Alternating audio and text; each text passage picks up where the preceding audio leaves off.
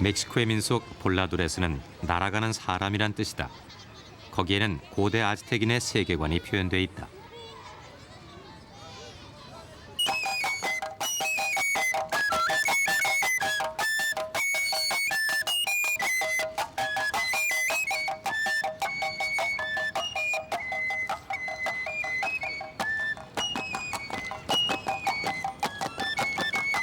세계를 지탱하는 시간은 그저 흘러가는 것이 아니다.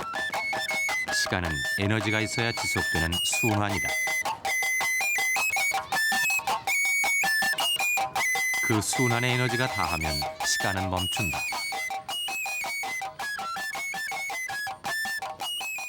Este significa 13 vueltas. 13바퀴를 도는 것은 한 달을 4주로 계산해서 1년에 52주를 의미합니다. 떨어지는 물방울과 같은 것이죠. Que es como las gotas de agua.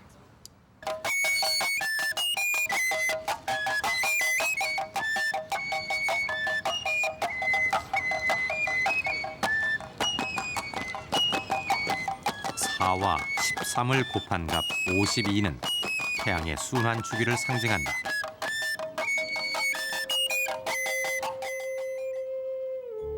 태양은 세계를 의미하며 그것은 52년을 주기로 탄생과 죽음을 반복한다.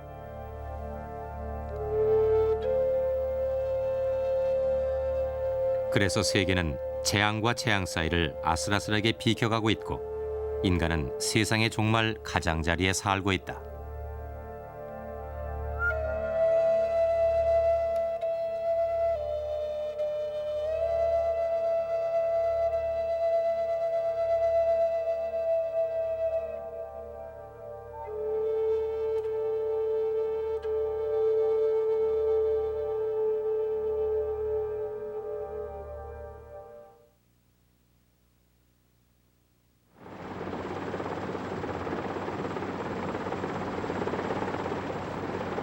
테오티와칸 유적의 태양 피라밋은 중미 최대의 건축물이다. 높이 63m, 기단 길이 210m가 넘는 규모로 이집트의 대피라밋과 맞먹는다.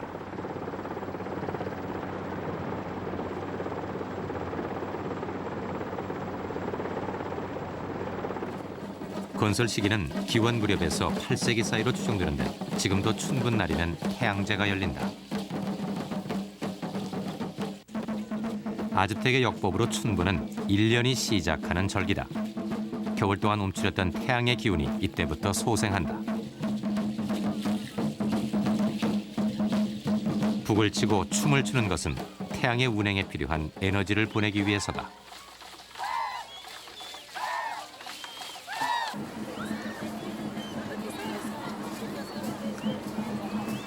이날 하루 피라밋이 개방되는데 사람들은 아즈텍의 관습에 따라 태양의 정기를 받아들이는 의식을 치르기 위해 피라밋 꼭대기로 오른다.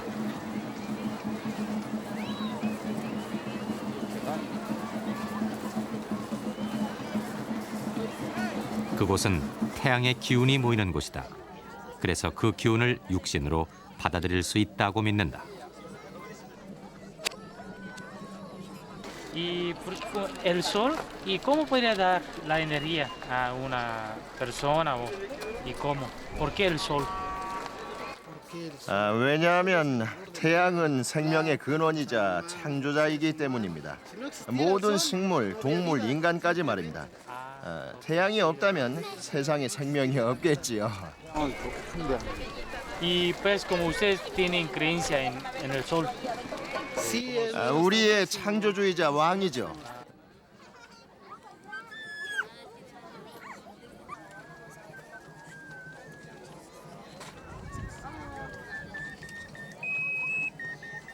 태양이 모든 생명의 원천이라는 것은 아즈텍의 창조 신화가 가르쳐 주었다.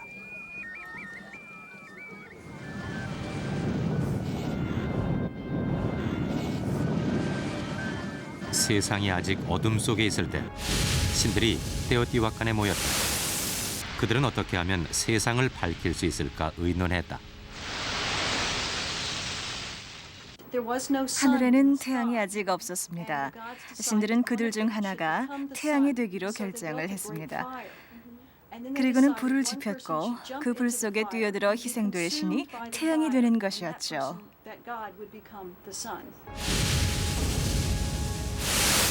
오라 신들이여, 누가 그 짐을 맡을 것인가?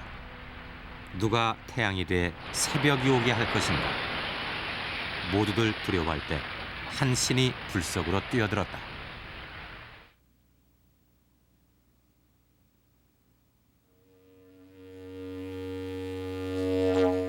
신의 희생으로 태양이 탄생하게 됐고 이때부터 현 세계가 시작됐다. 그래서 태양은 곧 세계를 의미했다.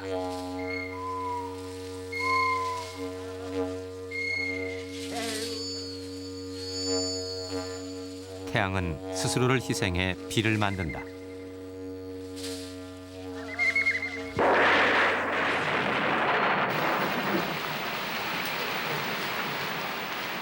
비는 신이 흘리는 피요, 그로 인해 움트는 식물의 싹은 신의 환생을 의미했다.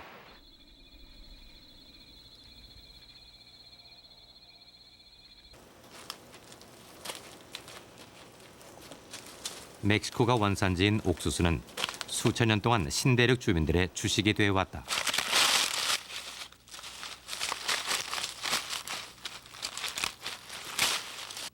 옥수수는 광합성 효율이 가장 큰 곡물로 대부분의 종이 넉 달 안에 수확되며 단위 면적당 수확량은 밀의 2배나 된다. 현재 전 세계에서 1,000가지가 넘는 변종이 재배되고 있는데 그 생산량은 10억 인구를 먹일 수 있는 양이다.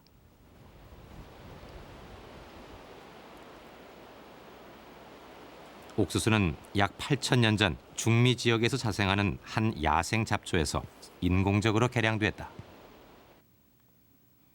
떼오신테라는 이 풀은 암수 표현형이 분명히 구분되는데 가지 끝 부분의 술이 수컷형이고 10개의 열매를 맺는 깍지가 암컷형이다.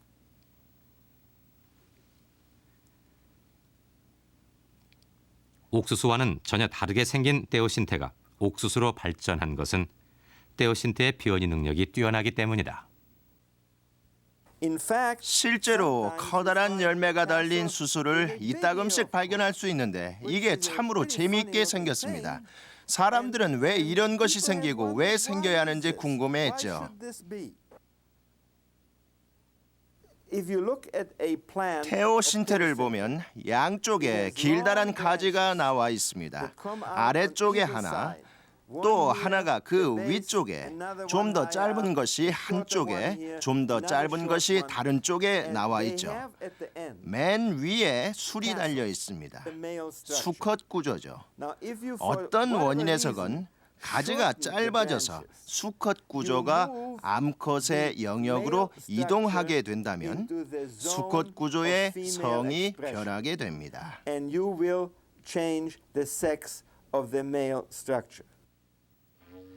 수술이 암컷 구조로 이동한 결과 성변이 된 깍지가 생긴다. 그 다음 성변이 된 깍지가 여러 개 모여 큰 깍지를 이룬다. 이 돌연변이 깍지가 수천 년에 걸쳐 인공적으로 개량돼 오늘날의 옥수수가 된 것이다.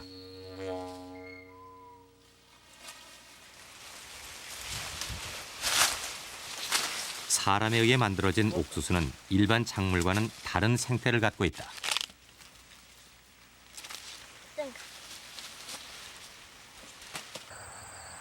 밀이나 호밀은 야생의 잡초 상태로도 생육하지만 옥수수는 야생에서는 번식을 못한다. 사람의 손으로 일일이 껍질을 벗겨서 심어주지 않으면 싹이 질식해버리기 때문이다.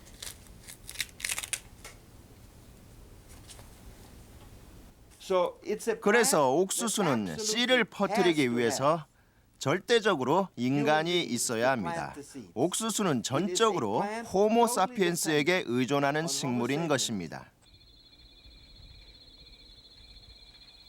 옥수수는 스스로를 바쳐야 생장할 수 있다. 신도 자신을 희생시켜 태양으로 환생했다. 옥수수는 신의 은유였다.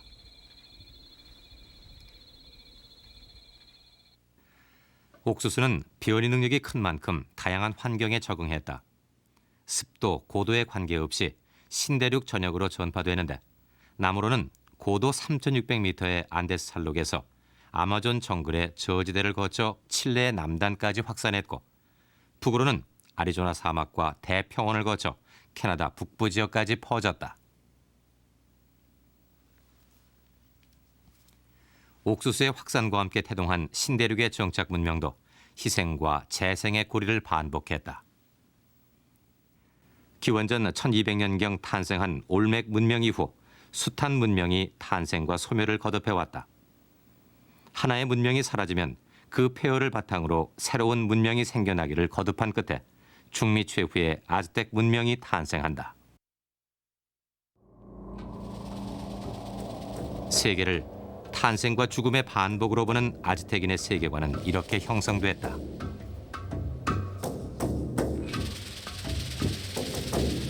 선인장에 앉아 뱀을 삼키는 독수리의 땅을 찾으라. 내가 너희를 이 세상 모든 것의 왕이 되게 할 것이다.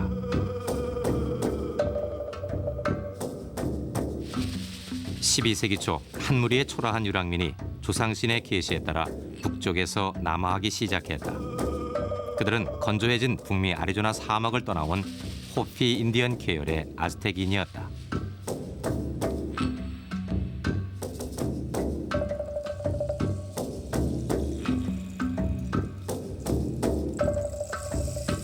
(200년) 동안 약속의 땅을 찾아 멕시코 고원을 유랑한 아즈텍인은 14세기 말 멕시코 계곡 호수에 도달했다.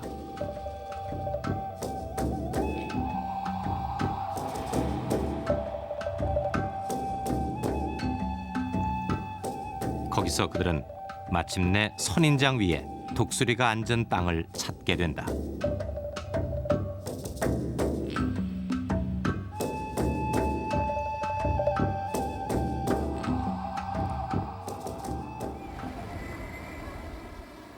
아즈텍의 건국 신화는 멕시코 국기에 그대로 묘사돼 있다.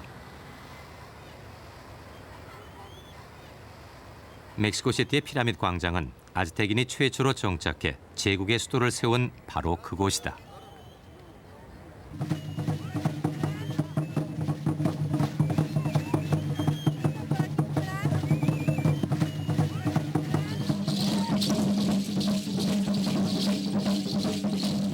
아즈텍인들은 수도 테노치티틀란을 중심으로 정복전을 펼쳐 15세기 말 인구 3천만 명의 대제국을 건설하게 된다.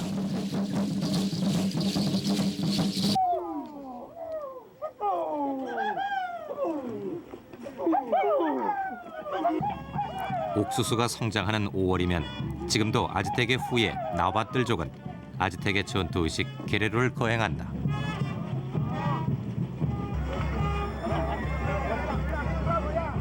게레로는 범싸움이란 뜻인데 재규어 가면을 쓴 전사들이 채찍으로 상대를 가격한다.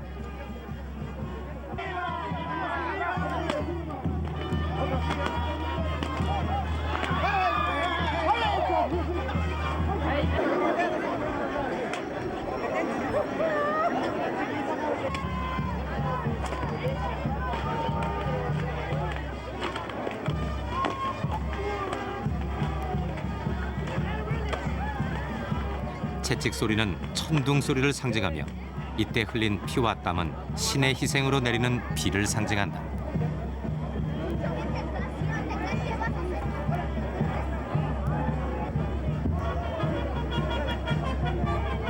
신은 세계를 지탱하기 위해 날마다 사악한 힘과 싸워야 한다.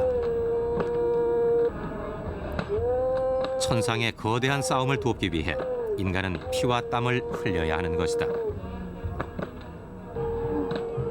아즈텍의 후손들은 말한다. 게레로가 없으면 태양은 뜨지 않을 것이고 비도 내리지 않을 것이다. 그러면 우리는 우리 모두의 심장으로 값을 치러야 한다.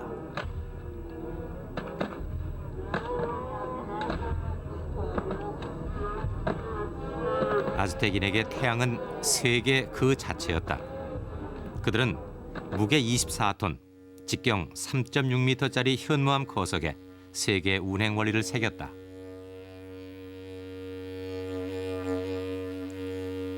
지금의 태양이 있기 이전에 4개의 태양이 있었다.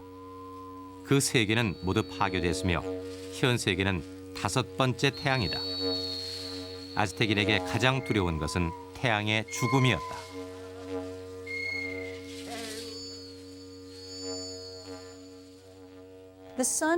태양은 지하 세계에서 머무는데 그것은 죽음을 의미합니다. 그러나 태양은 하계에서 순환을 통해 변신해서 동쪽에서 떠올라 재생할 것입니다. 그래서 태양의 운행은 시간 그 자체이며 또 태양이란 단어는 하루라는 단어와 같은 의미가 되는 것입니다.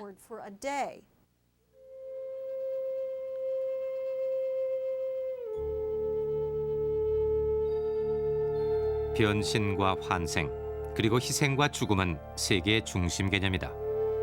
그것들은 순환이라는 운행 원리에 의해 이루어진다.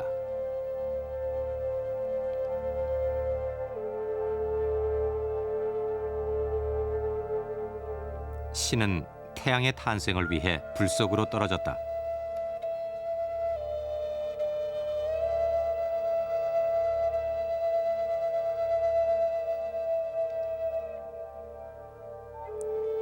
생명의 희생으로 태양은 그 운행에 필요한 에너지를 얻었다.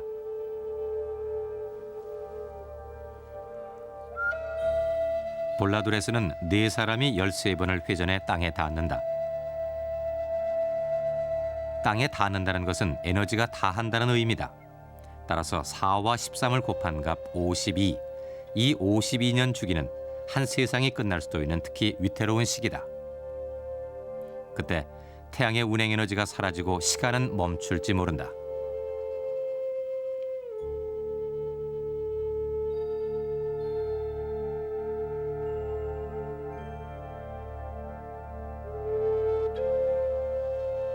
(1507년) 신대륙이 아메리카라고 명명된 그 해가 바로 아즈텍 영년으로 52주기에 해당하는 해였다.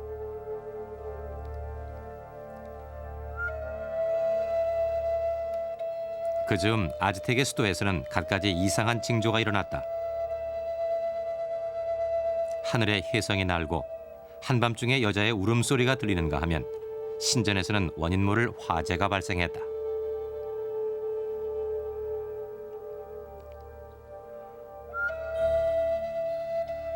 황제는 아즈텍의 미래를 신탁하기 위해 신관들을 그들이 온 북쪽 땅으로 보냈다.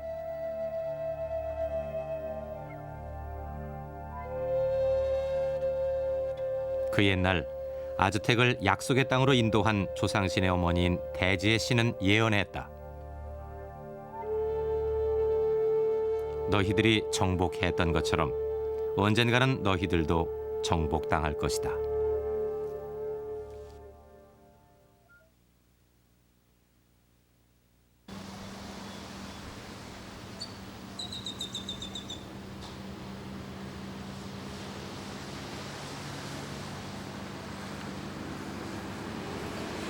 멕시코 제2의 도시이자 동해안의 항구 도시 베라크루즈는 1519년 코르테즈의 원정군이 처음 상륙했던 곳이다.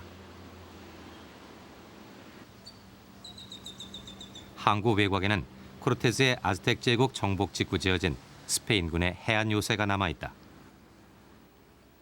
병사 508명, 말 16필, 대포 14문으로 구성된 원정군의 상륙 소식은 즉시 황제에게 전달됐다. 미지의 이방인들이 출몰했다. 그것은 계획된 행동으로 보인다.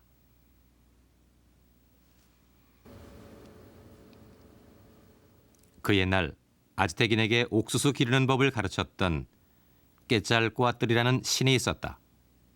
그는 주술사들의 술수에 말려 동쪽으로 쫓겨갔다. 그때 그는 울면서 예언했다. 반드시 돌아올 것이라고.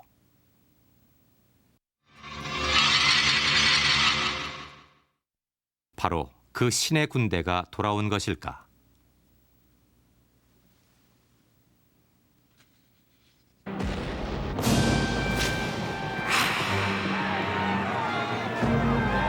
흑요석 몽둥이를 든 아즈텍의 전사가 대포와 갑옷으로 중무장한 원정군을 대적하는 것은 불가능했다.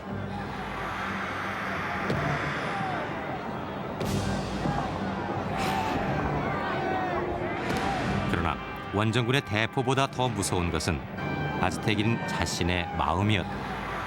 누가 신의 병사를 이길 수 있겠는가?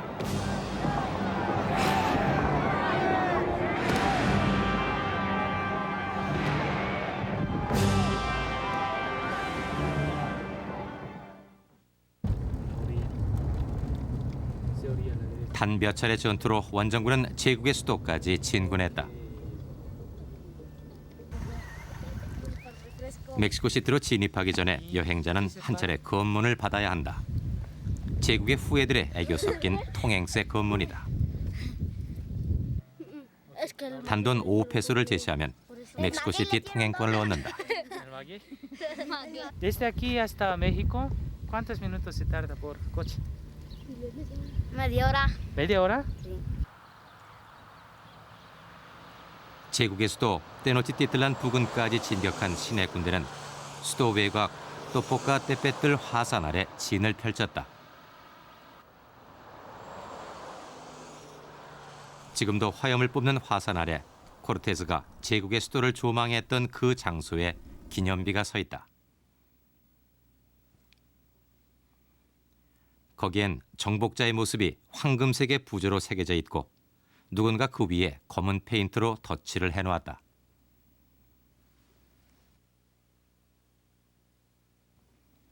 황금을 얻을 수 있다면 악마에게 영혼도 팔 수 있다. 이런 말이 있을 정도로 당시 유럽인들은 황금병에 걸려 있었다. 코르테즈도 말했다. 스페인 사람들은 마음의 병으로 고통받고 있다. 그 특효약은 황금이다.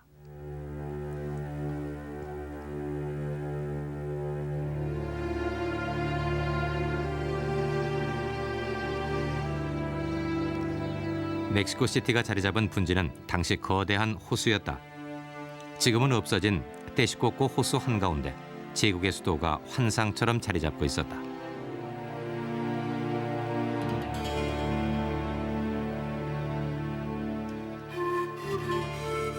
몇 개의 다리로 육지와 연결된 수중 도시는 인구 30만 명으로 당시 런던의 몇 곱이나 되는 규모였다고 한다.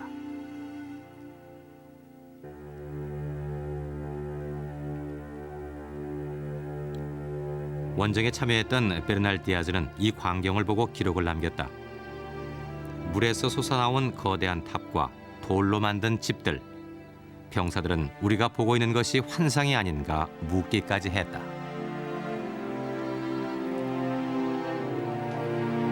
원정군은 피라밋 신전에 성모상을 세우고 감격의 눈물을 흘렸다고 한다.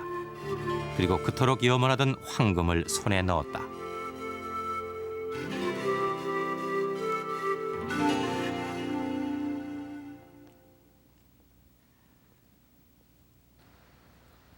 아즈텍과 스페인의 최후의 결전장이었던 트라테롤코 광장은 삼문화 광장으로도 불린다. 아즈텍, 콜로니얼, 그리고 현대. 이 세 가지 양식이 공존하기 때문이다. 트라테롤코 유적 발굴을 통해 저 성당에서 이 주변에 이르는 지역까지 약 10,000구의 유골을 발굴했습니다. 이 유골들은 1521년 코르테스에 대항하여 싸운 사람들의 유골로서 전투 후에 사망률의 증가와 전염병으로 인해 이 지역에 매장됐습니다. 여기서 최후의 황제 과테목은 85일 동안 처절한 저항 끝에 항복했다. 이때 죽은 전사자가 12만 명이라 전해진다.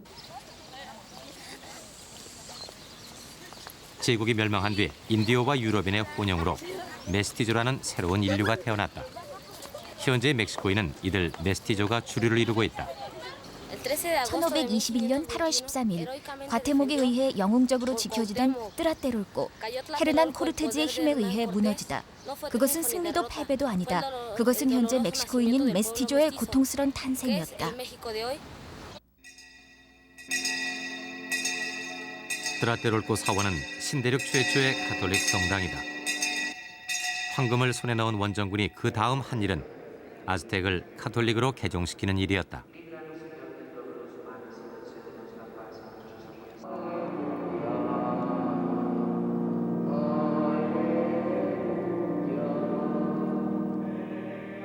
(1521년) 이 성당에서 스페인 신부가 수백만의 아즈텍인을 세례할 때 성수가 부족해 침으로 대신했다고 전해진다.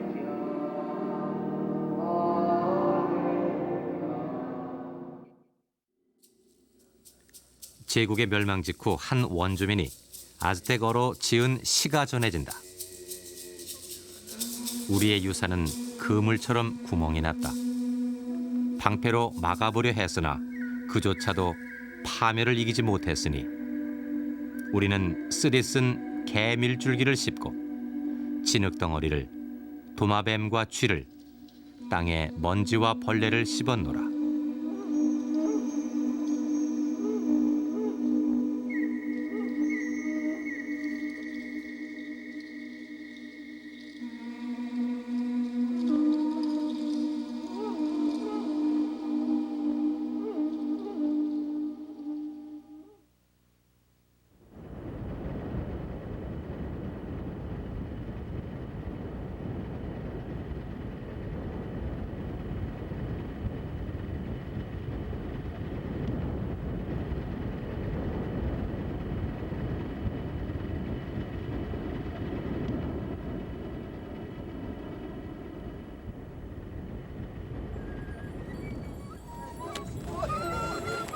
부활절이 다가오면 페루의 인디오들은 안데스에 오른다.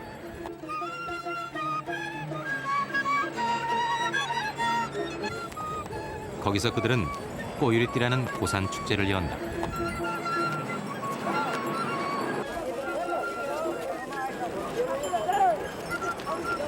부활절 의식의 성수로 쓰기 위해 깨끗한 얼음을 채취하는 축제다.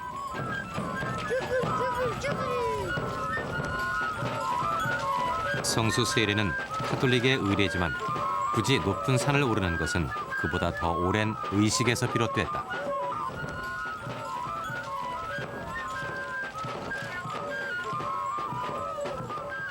남아메리카에 진출한 인류는 사람이 살 수 있는 가장 높은 한계까지 이르렀다.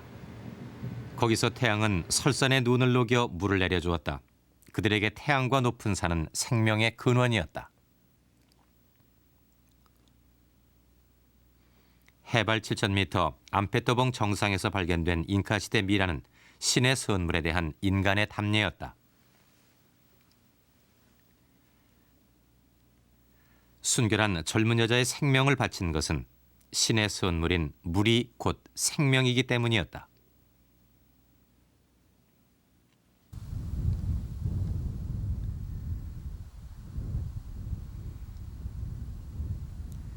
안데스 산악에는 현재도 잉카의 후예로 알려진 사람들이 살고 있다.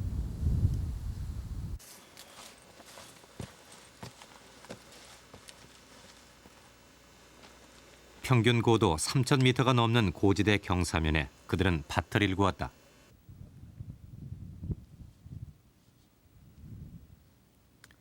잉카 시대부터 전해져 오는 둥근 계단식 밭은 평지가 없는 곳에서 인류가 적응해온 방식을 증언해준다.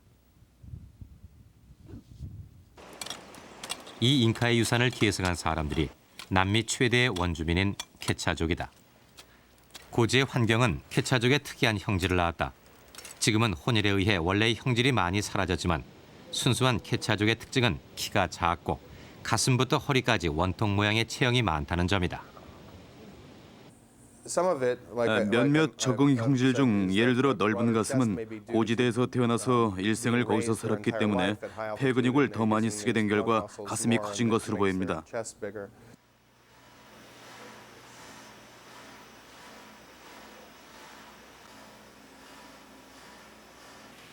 최근 칠레와 일본 학계는 잉카의 후손을 확인하기 위한 공동 작업을 시작했다. 우선 미라 유전자를 확인하기 위해 미라의 뼛속에서 골수를 채취했다. 그리고 미라의 유전자와 비교하기 위해 순수한 퀘차족의 혈액을 채취했다. 혈액을 제공한 사람은 라울이라는 청년이었다.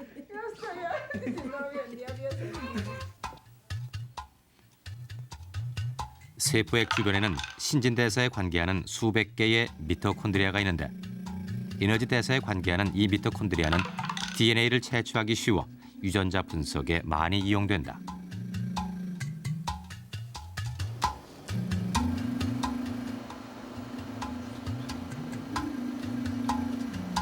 분석 결과 유전자의 염기 배열은 564개의 기호로 표시되는데 라울과 미라의 염기 배열은 100% 정확히 일치했다.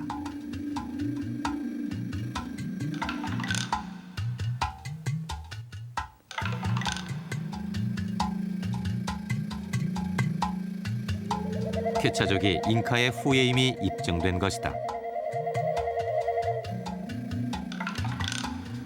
그 다음 쾌차족의 유전자와 다른 민족의 그것을 비교했는데 564개의 염기 중에 단 2개만 틀릴 뿐 99% 쾌차족과 염기 배열이 일치한 민족이 확인됐다.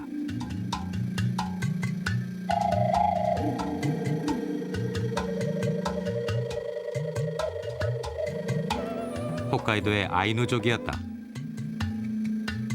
쾌차족은 빙하기의 신대륙으로 진출한 몽골로이드임이 유전학적으로 입증된 것이다.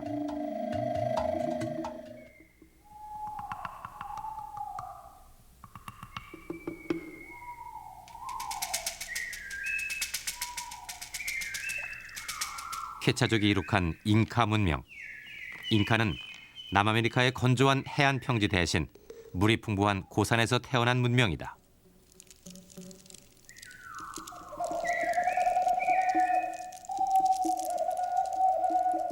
잉카 제국은 수도 쿠스코를 중심으로 현재 페루, 칠레, 에콰도르, 볼리비아에 걸친 인구 3,500만 명의 대제국으로 동시대 명나라 다음 가는 규모였다.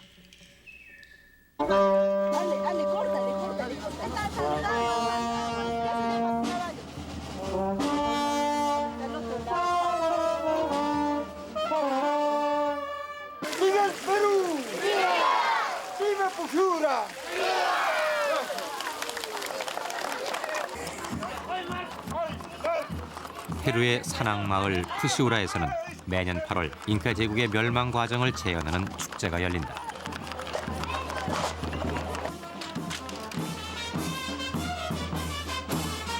잉카 최후의 황제 아따왈빠는 잉카의 정예병을 이끌고 원정군을 토벌하러 나선다.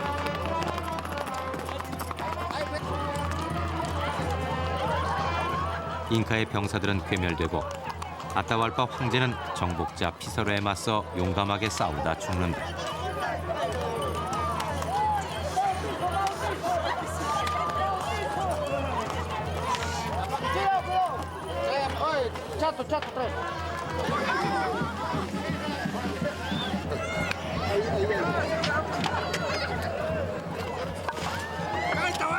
그러나 실제로 황제가 죽은 것은 피사로의 칼이 아니라 교수대의 올감이었고 수많은 잉카의 병사를 괴멸시킨 것은 원정군이 들여온 천연두였다.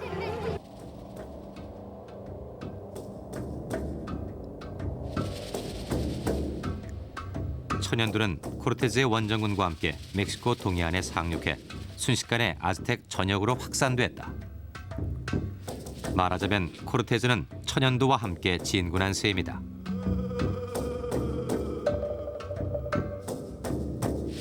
원정군이 아즈텍 정복을 끝낸 뒤에도 천연두는 진군을 계속해 5년 뒤 잉카에 도달한다. 이때 퍼진 천연두로 왕을 포함해 잉카의 인구 3분의 2가 사망한다.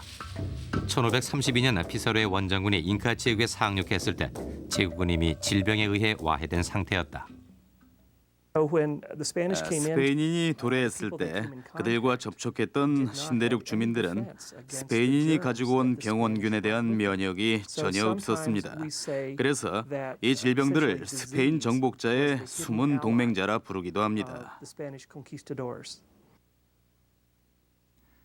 인디언들은 너무 쉽게 죽어갔다. 그들은 스페인 사람의 모습을 보고 입김만 마셔도 죽는 것 같았다. 17세기 한 독일 선교사의 기록이다.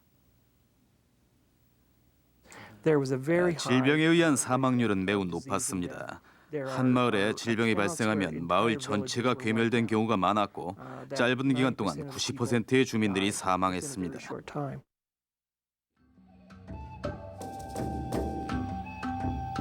중미의 경우 코르테즈 상륙 50년 만에 인구의 9할인 3천만 명가량이 질병으로 사망해 인구가 300만 명으로 줄어들었고 그나마 50년 후에는 또 그 절반으로 줄었다. 신대륙 주민들이 이처럼 질병에 대한 저항력이 없었던 것은 인류의 신대륙 진출 과정과 관계가 있다.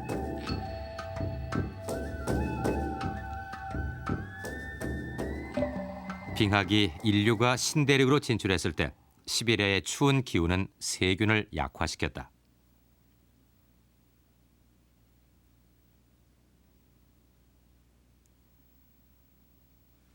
그 다음 인류가 북미 대륙을 남하할 때 빙하의 장벽이 병원균에 대한 필터의 역할을 해 고인디언은 질병을 거의 모르는 건강한 상태로 신대륙에 진출했던 것이다.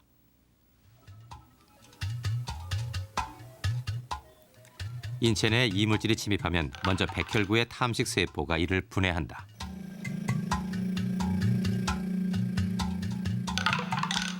그 다음 백혈구는 분해된 이물질이 인체에 유해한지 여부를 판단하는데 백혈구 속에 HLA라는 항원이 이물질과 결합해 그 정보를 임파구에 알린다. 인체는 여러 가지 병균의 침입에 대비해 다양한 HLA를 개발했다. 현재까지 100여 가지가 발견되는데 사람마다 종류가 다르고 종족마다 출현 비율이 다르다. 예일대학에서 각 대륙 주민을 대상으로 조사한 바에 따르면 아프리카인의 경우 모두 40종이 확인됐으며 유럽인에게서는 37종의 HLA가 확인됐다. 그리고 동아시아인은 34종. 이는 인류가 새로운 땅으로 퍼지면서 갖고 있던 질병의 종류가 줄어든 것을 말해준다. 북미와 남미 원주민에게서 발견된 HLA는 각각 17종과 10종에 불과했다. 여러 가지 질병과 접촉하지 않았기 때문에 면역 체계가 단순해진 것이다. 그래서 그들은 천연두나 홍역처럼 생명과는 관계없는 그런 보통의 질병에 의해서도 사망을 했습니다. 그것은 엄청난 파멸을 초래했는데 농부, 지배자, 병사 모두가 질병으로 죽었기 때문에 사회 구조 전체가 붕괴돼 버리고 말았죠. 인구 3,500만의 대제국이 불과 500명의 낭인 집단에 의해 멸망한 것은 세계사의 미스터리였다. 질병은 그 의문에 대한 유일한 해답일 것이다.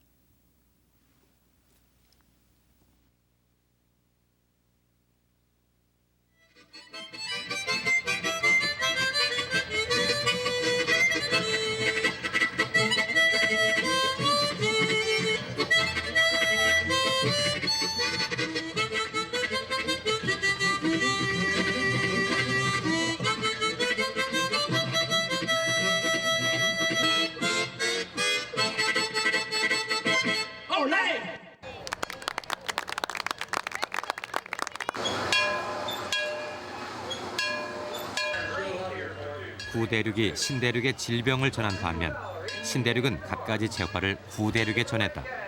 그중 가장 값진 것은 옥수수였을 것이다.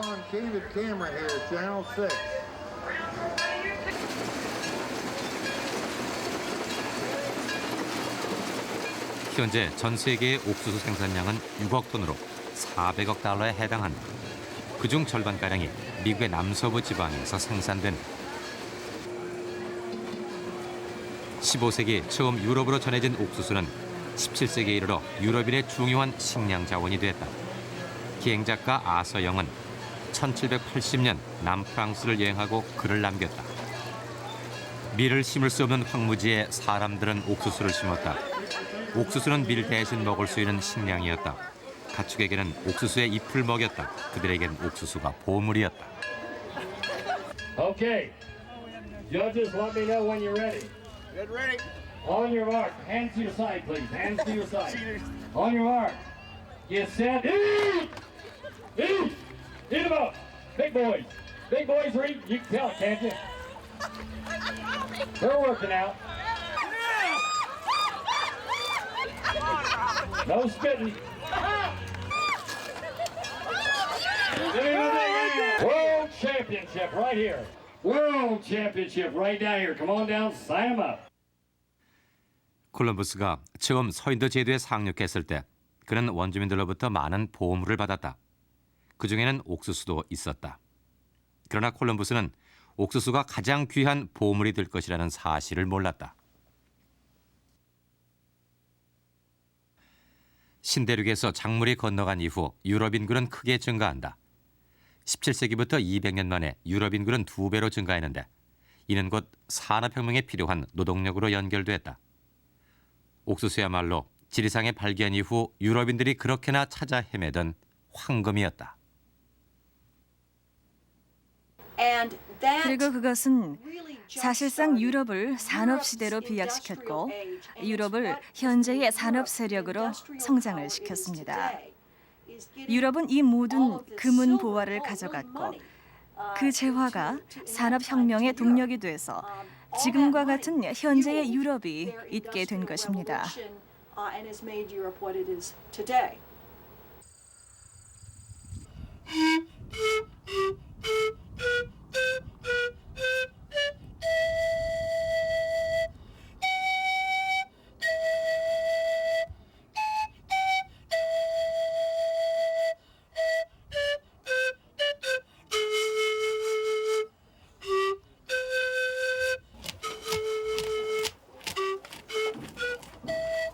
옥수수를 수확하면 캐차족은 먼저 옥수수를 빻아 옥수수 술 치차를 빚는다.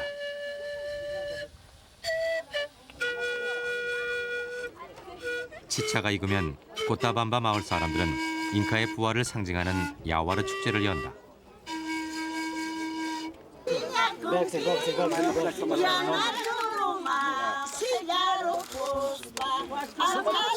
콘도르에게 치차를 먹이는 것은 콘도르가 잉카를 상징하기 때문이고 나머지를 사람이 마시는 것은 치차가 태양의 딸이라고 믿기 때문이다.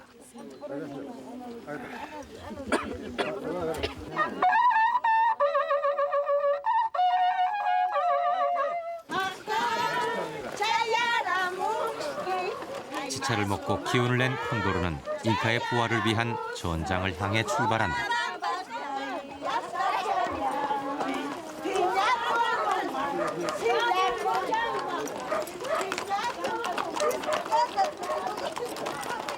콘도르가 싸워야 할 상대는 황소. 황소는 스페인 정복자의 상징이다.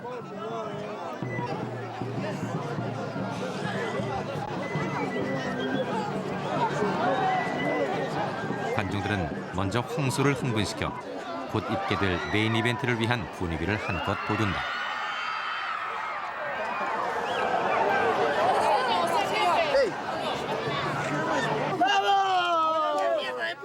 콘도르와 싸울 황소가 선정되면 그 가죽을 뚫어 끈을 매단 다음 콘도르를 그 위에 놓고 다리를 묶는다.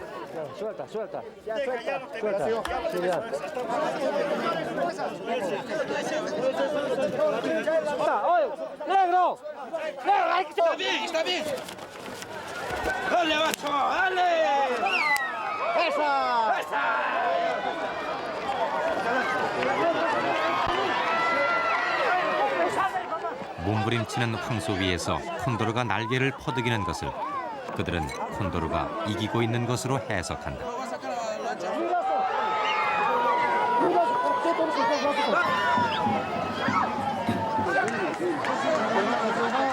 군중들이 가세해 황소를 에워싸면 황소는 더욱 당황하게 되고 마침내 황소가 싸움터를 이탈함으로써 전쟁은 끝난다.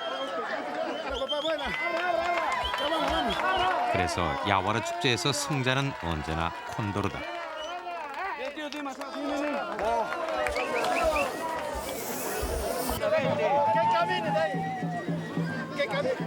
황소와의 싸움에서 승리한 콘도르는 하늘로 돌아가야 한다.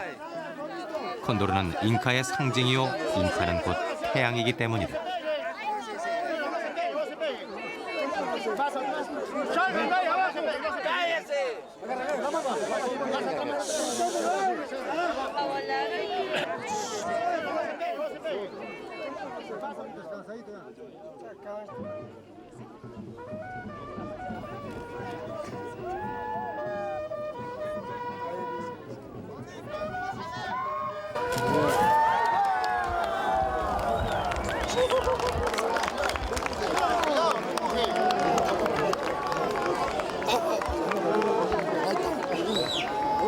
콘도르가 날아오르는 것으로 잉카 부활의 상징은 완성됐다.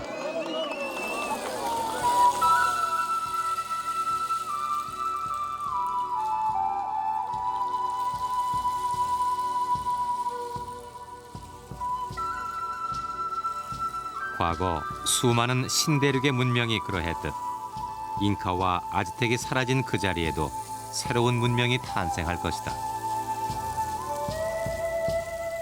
그것이 신대륙의 인류가 수천 년간 믿어온 순환의 원리다.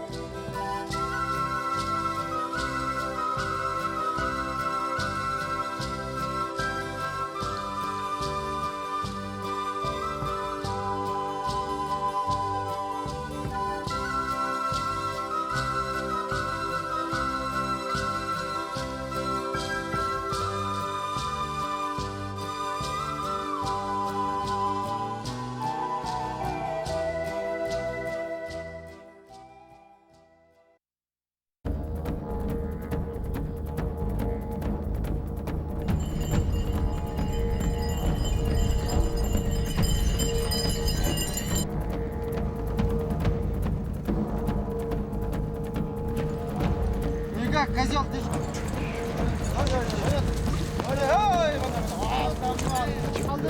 Aylandır, aylandır. Al ketme sen.